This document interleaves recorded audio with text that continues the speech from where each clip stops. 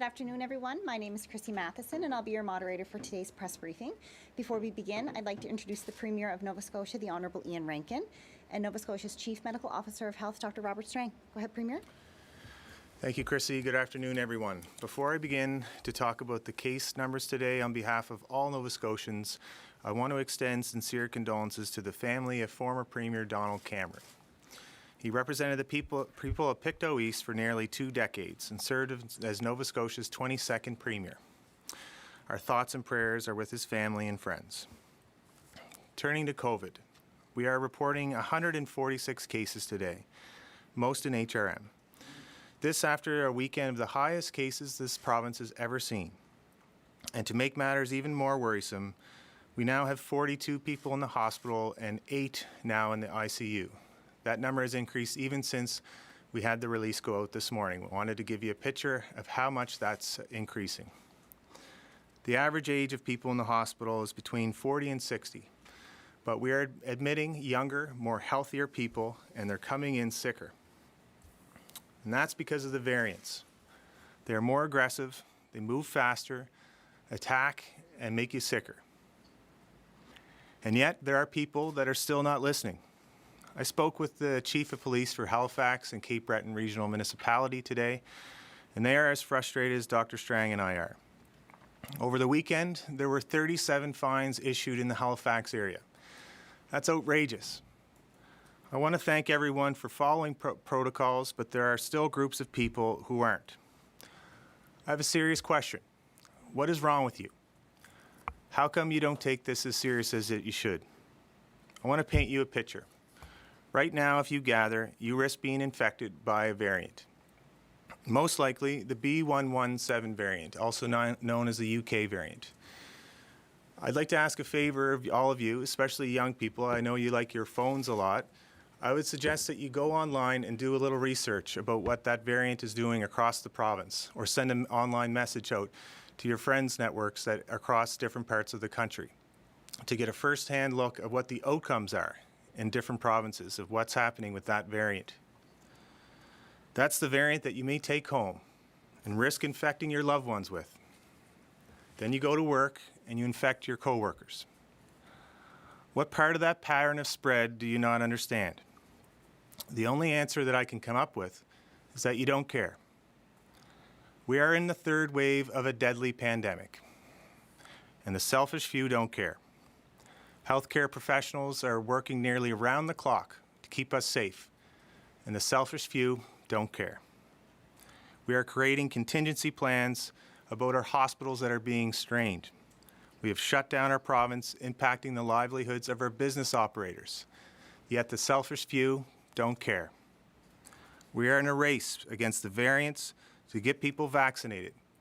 We have expanded the age group for AstraZeneca from 40 and up. Today, we've dropped the age requirements to 50 and up for Pfizer and Moderna, and we will open our first drive-through vaccine clinic in Dartmouth next week. We're vaccinating people as quickly as possible, but while we push our immunization program, we need to continue to follow public health protocols, including adhering to the rules of this shutdown. No gatherings, stay close to home, and please stop socializing and partying. Isn't that right, Dr. Strang? Absolutely, Premier. That's disappointing to hear, but I do know that the majority of Nova Scotians are doing the right thing, but we need everybody to do that. Good afternoon, everyone. We now sit at 943 active cases in our province. There is widespread COVID-19 activity in the Halifax area, and we continue to watch closely for signs of community spread in other parts of the province. I want to thank the public health and lab teams who worked tirelessly over the weekend to clear the backlogs in testing and data entry. Substantive progress was made, and we are seeing that, as we warned, in the case numbers that are being reported. But by tomorrow, the lab should once again be able to meet the 48-hour turnaround time between getting a test and learning your result. Later this week, we should start to see the impact of the province-wide restrictions, and I anticipate case numbers will start to decrease. But this is going to take time. And as the Premier said, our hospitalization rate is rising, and so are the admissions to intensive care. We are seeing previously healthy young and middle-aged adults get COVID and then rapidly deteriorate to severe disease. Whether you're young or old, healthy or not, the virus does not care. And even if you don't get severely ill, it could be the person you pass it to, a friend, a sibling, a parent, a child. While there are treatments that can help with the symptoms caused by COVID, there is no cure and no guarantee. And even if you've had your first dose of COVID-19 vaccine, it takes at least 2 weeks to develop immunity to the virus. There are a couple of people in hospital because they went out to celebrate immediately after getting their first dose of vaccine. You do not get complete long-term immunity until you get your second dose. And that means you still have to follow public health measures closely, even if you've been immunized. We also learned that over the weekend there were a number of positive cases that, when first contacted by public health, needed an immediate call for an ambulance. In some cases, people did not call 911 because they were unable to pay the ambulance fee, and we worked quickly on Saturday with EHS to waive the fee for anyone with COVID who needs emergency transport to hospital. And I need to remind everyone that if you have COVID and your symptoms are getting worse, immediately call 811 or, if needed, 911. Do not call public health and do not wait for a call back. We've had a number of cases where people have had initial contact from public health, and then they get a lot sicker and they're phoning and leaving a message for public health. If you're concerned about immediate health issues, 811 or 911 is your phone call. And now I'd like to clarify a few things around testing and gatherings. If you feel unwell or have symptoms, even one, isolate immediately and then go online and book a test at a primary assessment center. You can also book a test if you've been told by public health that you are a close contact of a case, you have been at an exposure site, or if you've traveled for any reason outside of Nova Scotia, Newfoundland, or PEI, whether you're a student, rotational worker, or exempt traveler and need testing. Now that the backlog has been mostly addressed at the lab, we are opening up some booked appointments at assessment centers in Central Zone for people who have no symptoms or not in one of the above listed groups. But you can also get asymptomatic testing at a pop-up site. And because of the wide circulation of the virus in the Halifax area, it's important that everyone who lives in this greater Halifax area continue to get tested regularly. Anybody who's out and about in the public, even if they're going, as we're allowed to, go for essential groceries, things like that, even necessarily having to go to work, you quite possibly may have been exposed. We're hearing stories, people are saying that they're only relying on the exposure notifications, and that's not sufficient here in Halifax. So anybody who is out in the community in any way needs to continue to do regular asymptomatic testing, because everyone should assume that they have been exposed to the virus. Getting a test is easy and free, and while you may have a bit of a wait, you will be making an important contribution to keeping yourself and others safe. The final thing I want to address today is how people can get together while these restrictions are in place. Most importantly, I want to clarify that there is no gathering limit. It's not 5 people, it's not 10 people. If you're not with your household, the gathering limit is 0. You can gather indoors and outdoors in close contact and without masks with the people you live with. And if you're a smaller household of 2 or less people, you can choose 1 or 2 others to do this with, but they must be the same people all the time. Those are the only ways that you can gather in close contact with other people. You can also get together informally with someone from another household as long as you are outside and at least 6 feet apart. Meet up with a neighbor for a walk or a bike ride. Sit on opposite ends of your deck or driveway, but do this in pairs or very small groups. This is not permission to gather in larger groups with multiple people or for households for things like backyard fires or barbecues. You can also do outdoor activities hosted by a sport and recreation group or facility as long as there are no more than 5 people and you stay at least 6 feet apart. Examples of this would be indoor fitness classes, a game of golf, or a dog training class. The point of these restrictions is to take away opportunities for this virus to spread, which is when people are in close contact in groups and indoors. And we also have no formal gatherings by a recognized business organization at all at this time in the province. And I will stress again today how serious this situation is. We are not anywhere close to being out of the woods. These measures are absolutely necessary to get us to the other side of this outbreak with as little impact as possible on the health and safety of Nova Scotians. This virus can be deadly. It's not like COVID from a year ago. It's almost a new virus. It's COVID 2021. Following the restrictions will save lives in your community and will protect healthcare and other essential workers who are putting their health at risk for you.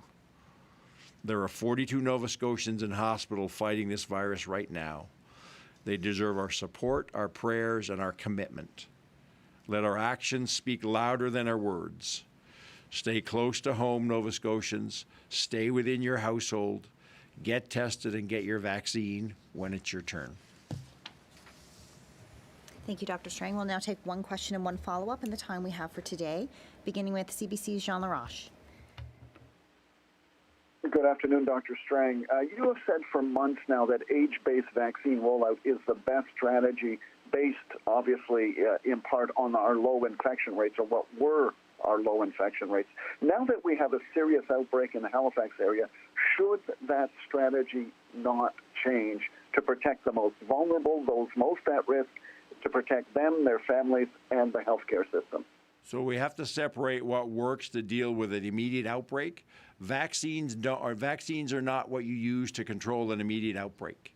You use all the other public health restrictions. Even somebody who's vaccinated today, it takes at least 2 weeks for them to develop immunity. What we need to do to complement the restrictions that are controlling the immediate outbreak is to build the level of immunity in our population as quickly as possible. And that we've shown that our age-based approach is that rapid process. We are on target now. We've opened up to the mRNA vaccines to those 50 to 54 today. Within a week, we'll be into the 40s. By middle of June, every adult who's eligible for vaccine will have an opportunity to start to book their appointment. That's only about 6 weeks away. All these other groups, to switch our vaccine program now, what people don't understand is the logistics behind the scene, what it would take to identify whatever risk group you're talking about, get them into the online registration, change our vaccine process. All of that takes time, and what that would do is slow us down and slow down the development of our population immunity, which is our key target. We need to build population immunity as fast as possible. So we need to stick with that age-based approach. It's 6 weeks before every Nova Scotian who's eligible will be able to get a chance to book their vaccine. Any other approach pushes that target out substantially. Go ahead with your follow-up, Jean. On another topic, you talked about workplace outbreaks on Friday. Is there more that the province can do to get employees to send their employees home where they'll be safer and less at risk? And I guess this question could extend to the Premier, since that might be a legislative change. So I'll start. We've flagged that. My colleagues in the Department of Labor are looking at this, and certainly we've increased the messaging that's going out to employer groups across the province, and the critical need for them to allow people to work from home, if at all possible. If that's not working, then we can go further than that. But our first step is to work collaboratively with all these employer groups, and I have to say that by and large, throughout the whole pandemic, they've all been engaged very positively. So we believe we will get the outcome that we need through the positive collaborative approach. Question will go to Heidi Patrick with CTV. Hello, Heidi Petrachik here. I guess this would be a question in terms of the third wave and vaccinations. You mentioned that really vaccination isn't the way to deal with the third wave, but I guess I'm trying to figure out if the third wave will keep on going until we reach herd immunity, or how exactly does the timing of that work? Like in 6 weeks, what can we expect will happen? No, the vaccination is critically important. What I was saying is that when you have a large outbreak, the immediate response, the vaccine is not the tool in the short term to try to get things under control. You need public health restrictions to break cycles of transmission. You also need to layer on the building of population immunity through vaccination as part of the longer term solution. So the two need to happen together. Go ahead with your follow-up, Heidi. Thank you. Yes, and on Friday there seemed to be some confusion about the availability of AstraZeneca in Cumberland North. I'm just wondering, it seems like residents there cannot book for AstraZeneca for the 40 and up age range, that it's not available there. Can you clarify if that is the case, and if so, why? So I want to be clear. We've had in total 60,000 doses of AstraZeneca vaccine that came in 3 different batches. That's all. That was distributed equitably across the province. It just so happens that Amherst got the first allotment of vaccine when that came in March.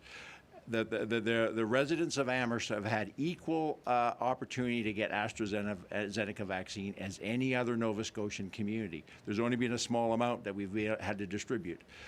All the other vaccines, there is good access to the mRNA, Moderna, Pfizer vaccines in Amherst like there is in every community across the province. Next question will go to Elizabeth McSheffrey with Global.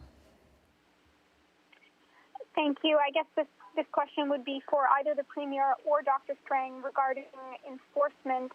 Are you able to provide even just a general, broad sense of how much spread is connected to the events that we're seeing ticketed for violations of public health orders versus general community spread that's not connected to rule breaking?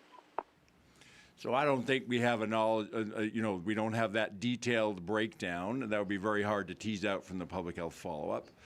But if we do know that, what we're seeing right now is a result of things from a week or 2 weeks ago. So if people are concerned about non-compliance over the weekend, that would be too early to have caused direct transmission. What I can say in general, though, is that we have the restrictions and the rules and the fines in there for a purpose. And people who aren't following that are clearly going to be putting themselves and other people at greater risk from this disease. We don't put things in place just because we want to. We put them in place because they're necessary, and we have fines because for some people it seems to take they need to be told what to do and have a penalty. Fortunately, that's the minority. Go ahead with your follow-up, Elizabeth. Thanks. And Dr. Strang, I think a lot of Nova Scotians are pinning their hopes on herd immunity eventually kicking in, so there can be some kind of summer, some kind of fall. Is it even possible to discern when we might start seeing the effects of herd immunity? Would that be in the summer or sometime in the fall? Well, so if we get, so far as we presented on Friday, the age groups we've offered vaccine to for a period of time now are getting very good uptake, 80% or more of the 65 plus. We need to continue that as we offer vaccine to younger age groups. And as I said, by middle of June, we'll be opening up appointments for people who are in the 20-year-olds and the 19 and 18-year-olds. We need those groups to continue to have the same uptake of vaccine as older Nova Scotians are. Once we get there, so it'll be the end of June by the time everybody's had their first dose of vaccine. If you'd say, well, it's 2 weeks after you get vaccine before you get immunity, so it's into June when we'll have large proportions of the population immunized, is my hope. So far, Nova Scotians are stepping up and getting vaccinated, but it will take into that June before we get that population immunity, which is the longer-term tool for keeping. Once we bring the virus under control with our other public health measures, it's the vaccine and the population immunity which then keeps it under control, which then puts us in a position to have a much less restrictive summer. But again, ultimately, this is about the choices that each of us makes. Are we going to follow the requirements right now? And then also, are we going to go get a vaccine? Next question will go to Kathleen Jones with All Nova Scotia. Thank you.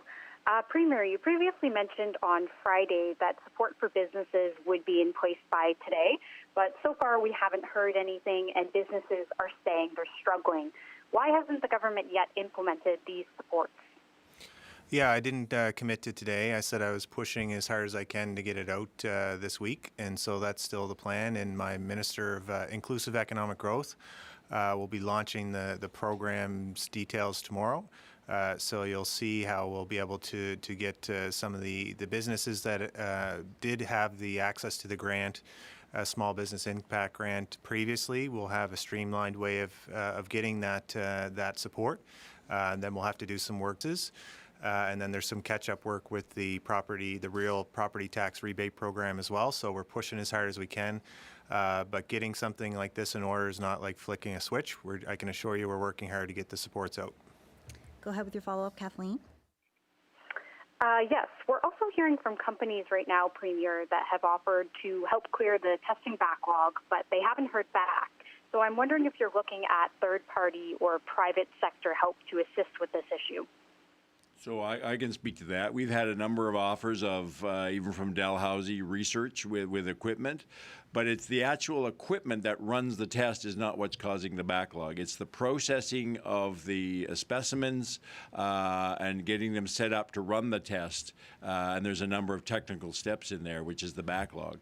So even though we appreciate those offers of help, what's being offered is not actually the issue which created the backlog in the first place. And the lab has worked, I'm going to call it miracles over the weekend, the folks in the lab and the many people that have worked tirelessly to clear the backlog. We'll have it cleared by the end of the day. So we appreciate the help, but we've been able to deal with the issue with the heroic efforts of the people at the QE2 lab. And I'll just add to that, and of course, thanks to the team for working all over the weekend. But one of our members of our teams has commented that we've done more tests in April than we did in the 9 months of the pandemic combined. So that significant testing that's what Dr. Strang and I asked for, and that's what came in. So we're working overtime, but that's a significant amount of testing that we're looking at. Next question will go to John McPhee with the Herald. Thank you. This is either for the Premier or Dr. Strang, and it's about the ongoing concerns from public transit unions about the COVID risk faced by bus drivers in Halifax. There have been no safety changes since the outbreak, since the rising cases this month, like there were last year, such as boarding through the back door and spacing between seats.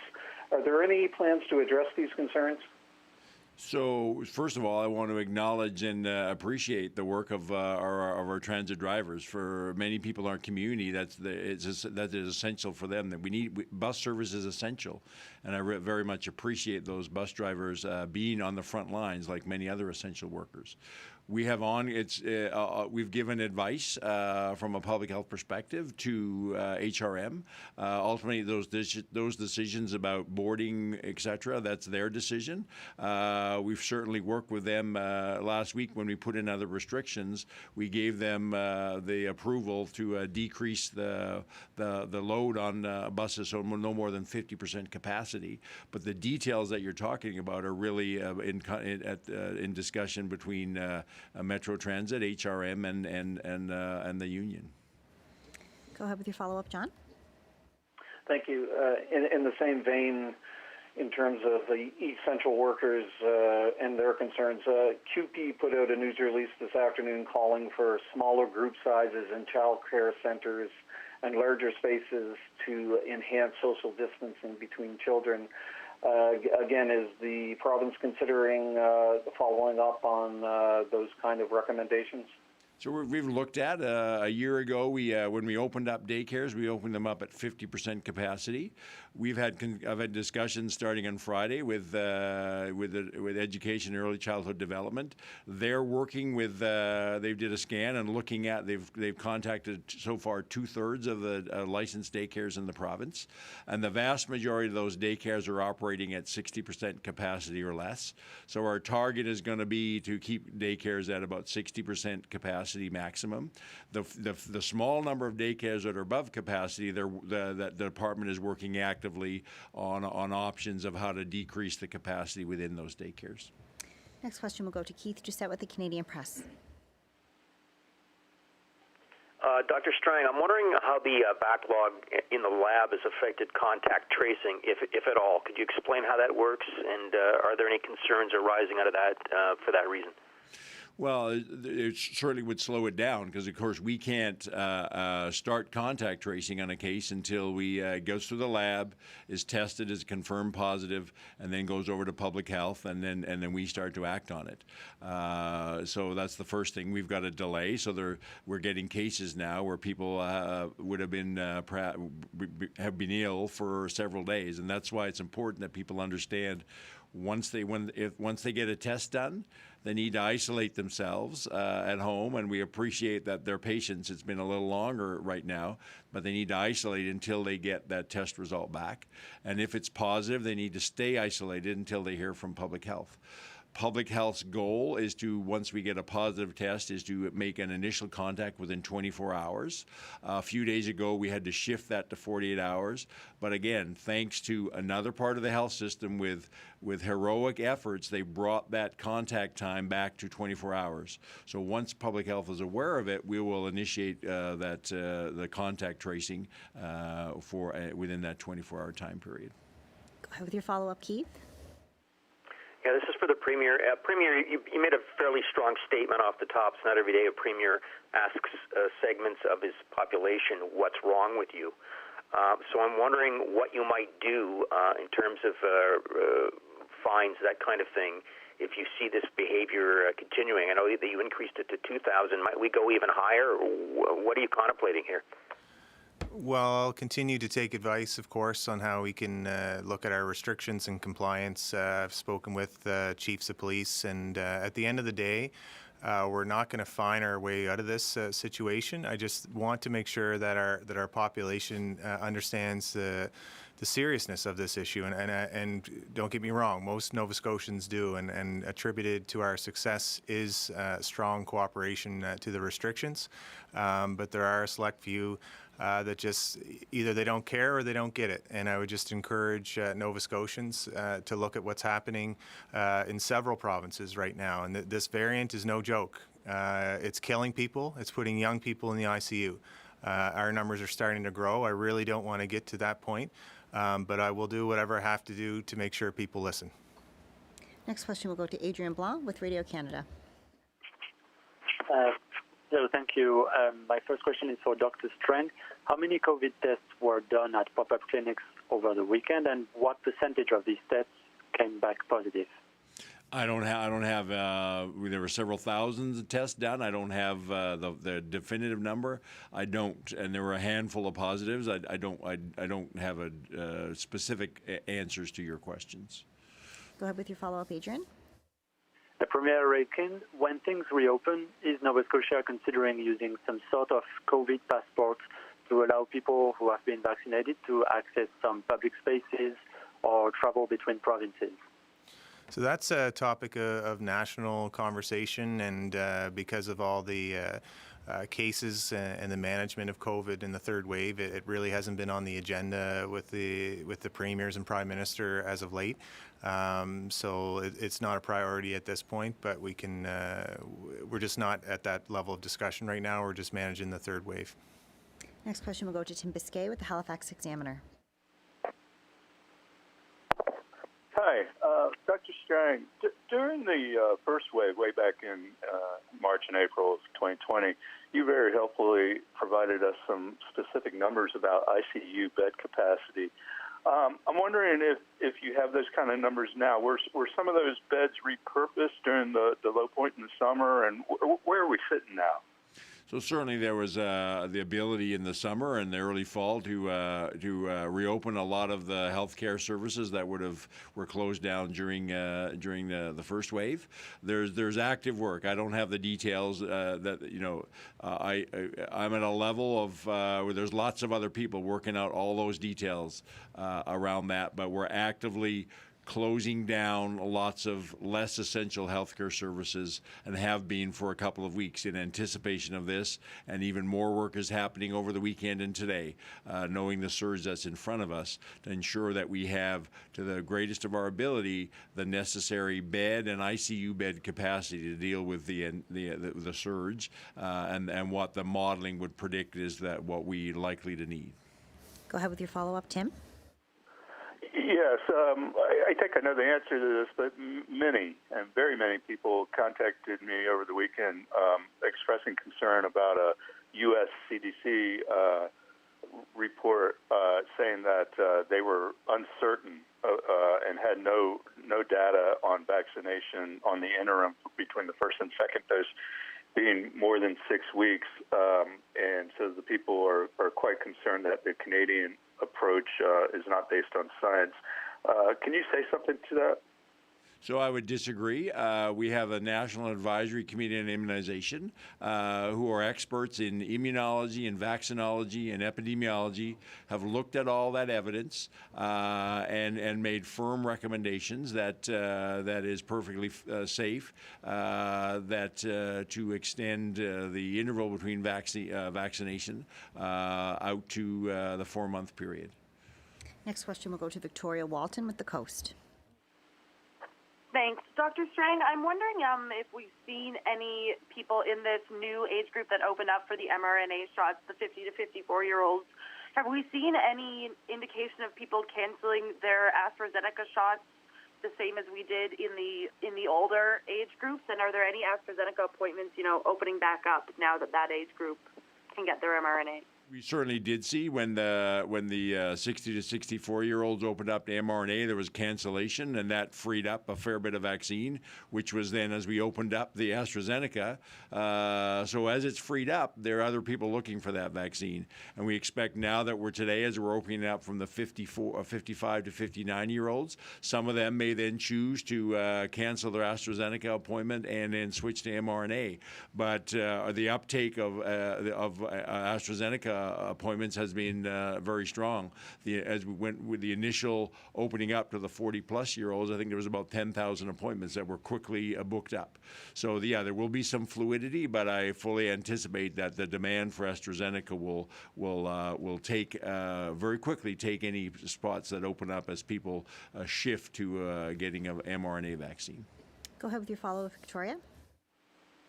Thanks. And this question is for the Premier, and I'm going back to some of your comments at the beginning, targeting, I guess, or telling young people, some pretty serious things. Do you have evidence that it is mostly younger people and not older groups doing these activities? How do you know it's young people? And what's your stance on, shaming them versus trying to educate them a little, a little nicer? Well, I don't know how I can be nice when they're putting lives in danger, but I am trying to educate them as well. I did say just to look across the country at different provinces that are experiencing the third wave. These are the same variants. So that's an education, I think, to all of us that the third wave is very different than the other waves. With these variants that we have in our province now, they spread quicker, and the evidence is there that the age of 20 and 30 and 4-year-olds are going into the intensive care unit. That should be a wake-up call to all of us. And yes, I'm getting impatient because it's frustrating for me. Most Nova Scotians are doing the work they need to do, and I appreciate that, and I want to thank them for doing that. But we need to make sure that we have our eye on the ball here, and I have faith in Nova Scotians when they know the seriousness of the situation and they know that they're putting the loved ones at risk, that they'll start to comply. So that's my plea to them today. Next question will go to Chelsea Gould with Saltwire. Hello, Dr. Strang. I'm hearing a rumor that doctors won't be able to practice unless they get the COVID vaccine. Is the province making the COVID vaccine mandatory for all healthcare professionals? No, we're not making the vaccine mandatory for anybody, including healthcare workers, and that's consistent. Nobody across the country is looking at mandatory vaccination. Go ahead with your follow-up, Chelsea. Okay, thank you. Premier, some small businesses are feeling a little sidelined with larger retailers still able to sell their non-essential goods. Would you consider implementing something like in Ontario where, say, retailers had to rope off non-essential items and only sell essential goods? So I think it's important that we have those retailers open that have essential goods into their stores, and as long as they're following the gathering, or not the gathering, but the restrictive limits of the people that are allowed in their stores, it doesn't present an elevated risk, and so we need to continue to make sure we're looking at what the actual risk levels are that are presented. I recognize that retailers that are closed are facing huge challenges right now, and all I can say is that we'll support them. We'll have more to say on that tomorrow on how we're going to financially be able to support them through this time, and we all hope it's going to be a short period of time that we're shut down, and I think the more that people listen to these restrictions, the sooner we'll be able to get open back up. Certainly, in the discussion on the restrictions, my colleagues in the Department of Business, in their communication with other provinces that tried to do this and limit what items could be sold in a store once it opened, was very chaotic and very problematic, and actually didn't work very well at all. Next question will go to Preston Mulligan with CBC. Hi, yeah, thanks. Question for Dr. Strang. I think we're hearing from people who are in their 70s who got their first shot of Pfizer and Moderna, wondering why they have to wait for many more weeks for their second shot, even while those in the 50 to 64 range can book now. Can you talk about that? So, and people who when they booked their appointment had a 3 or a 4 week period when they booked their appointment, they were allowed to then get their second dose at that time. Once we opened up with the 4-month interval, people booked their appointment in the clear knowledge that would be 4 months before they were able to get their second dose. We know that both the mRNA, all of the vaccines really provide good immunity from a single dose, and our focus is to get, before we start offering second dose to people, our immediate focus has to be that we get as many Nova Scotians as possible their first dose of vaccine. That is the immediate and short-term population immunity we have to achieve. And that will protect everybody, even those who for some reason cannot get a vaccine or have a lower response to the vaccine than others. They are protected by having everybody else around them vaccinated as well. Once we achieve that, then we can build longer term and enhanced immunity by then getting everybody the second dose. Go ahead with your follow-up, Preston. Preston, are you still there? Sorry. Another one for Dr. Strang. Do you see a scenario, even as you said our numbers are going to start going down, but even if our numbers remain in the triple digits, do you see a scenario where schools might possibly open next week or the week after? I certainly don't see schools opening in the next week or the week after. We'll continue to look at our epidemiology and see what progress we're making and when it might be reasonable to open schools. Certainly getting kids back in school learning has been one of our priorities throughout the whole pandemic. And it will be a priority as we start to look at when we can reopen things. But can only be done when we're in a position where we have low risk in communities, which then create safe schools. Next question will go to Pat Healy with The Laker. Hi, this question is for Dr. Strang. On Friday night, a letter and email went home to parents and guardians at HRH about a case-connected COVID case. And then it said that testing for all students and staff. A couple hours later, the letter, corrected notice went home saying only the close contacts. What led to that change? So there was some miscommunication from public health with us and working with the school administration. When we identify when we work in a school, it's the identified close contacts that we recommend for testing. The other ones just are not necessarily recommended. It's not that we recommend testing, but like everybody else in the province, we're saying you should consider getting asymptomatic testing. So there was just a bit of miscommunication there, unfortunately. Go ahead with your follow-up, Pat. This next question for Premier Rankin and Dr. Strang. with how many gatherings there was this weekend over the limit, how disheartening is it to see that?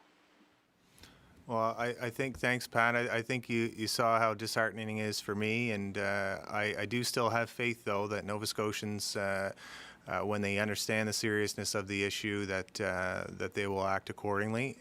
This is a select few people, hopefully, that are going to start getting the message more and more. We just have to start thinking about our loved ones a bit more, and hopefully we'll see some better compliance in the days and weeks ahead. And that's all the time that we have today for questions. Go ahead, Premier. Thank you. Like Dr. Strang, I am worried about the number of patients infected with COVID in our hospitals.